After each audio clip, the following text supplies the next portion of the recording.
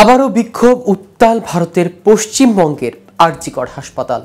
হুমকি সংস্কৃতির বিরুদ্ধে গতকাল বুধবার নতুন করে আরজি কর হাসপাতালের চত্বরে প্রতিবাদে নেমেছে মেডিকেল কলেজের জুনিয়র ডাক্তাররা।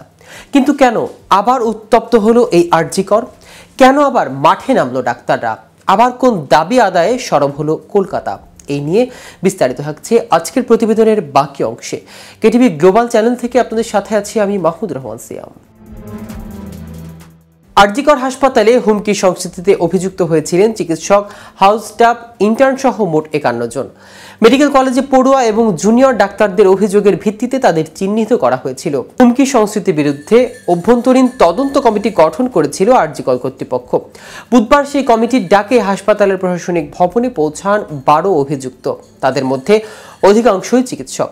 অভিযুক্তদের দেখে ক্ষোভে ফেটে পড়েন জুনিয়র চিকিৎসকদের এক অংশ। হাসপাতাল সূত্রে জানা যায়, 12 অভিযুক্তকে প্রশাসনিক ভবনের শব্দ নিরোধক ঘরে নিয়ে যাওয়া হয়েছে, যেখানে তদন্ত কমিটির সদস্যরা তাদের জিজ্ঞাসাবাদ করছেন। খবর পেয়ে ওই ঘরের বাইরে জড়ো হন প্রতিবাদী জুনিয়র চিকিৎসকরা। একটি ফাঁকা জায়গায় বসে তারা হুমকি সংস্কৃতির বিরুদ্ধে স্লোগান দিতে শুরু করেন। উত্তপ্ত হয়ে ওঠে হাসপাতাল চত্বর। আরজি করে মহিলা চিকিৎসকের ধর্ষণ ও খুনের ঘটনায় প্রকাশ্যে আসার পর থেকে আন্দোলন শুরু হয়েছে। সেই আবহেই হাসপাতালে হুমকি সংস্কৃতির বিরুদ্ধে অভিযোগ করে জুনিয়র ডাক্তাররা এখন উত্তাল করে রেখেছে হাসপাতাল পক্ষের কাছে। অভিযোগ জানিয়ে চিঠি দেওয়া হয়েছিল। তারপরে নড়ে চড়ে বসেন কর্তৃপক্ষ। অভিযোগের ভিত্তিতে 51 জনকে চিহ্নিত করে তাদের হাসপাতালে প্রবেশ নিষেধ করে দেওয়া হয়।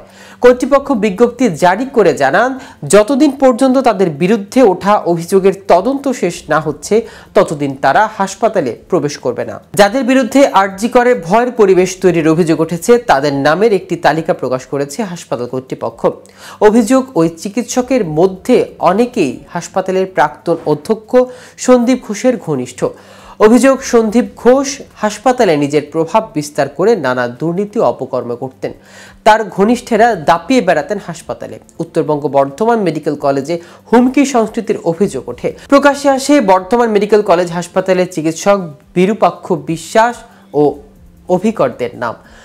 অভিযুক্তের দফায় দফায় হাসপাতালে তলব করেছে তদন্ত কমিটি। বুধবার তাদের জিজ্ঞাসাবাদকে ঘিরে হাসপাতালে নতুন করে উত্তেজনা তৈরি হয়। এদিকে আরজি কর মামলায় আইনজীবী বদল করল নির্যাতিতার পরিবার। আরজি করে ধর্ষিতা ও খুন হওয়া চিকিৎসকের পরিবার হয়ে এবার মামলায় লড়বেন আইনজীবী বৃন্দা গ্রোভার।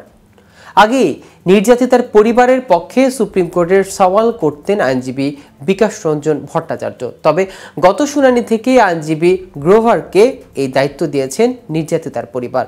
এই নিয়ে আইনজীবী বিকাশ রঞ্জন বলেন, ওদের বোধহয় কেউ মোটিভেট করেছে। তাদের হয়তো বোঝানো হচ্ছে সুপ্রিম কোর্টের লড়াইয়ের জন্য দিল্লির কোনো আইনজীবী হলে ভালো হবে। তিনি জানিয়েছেন, ওই তথ্য জানার পর সংশ্লিষ্ট মামলা থেকে সরে এসেছেন তিনি। তো দর্শক, আজ এ পর্যন্ত নিত্য নতুন সকল আপডেট পেতে কেটিভি গ্লোবালের সাথেই থাকুন। ধন্যবাদ সবাইকে।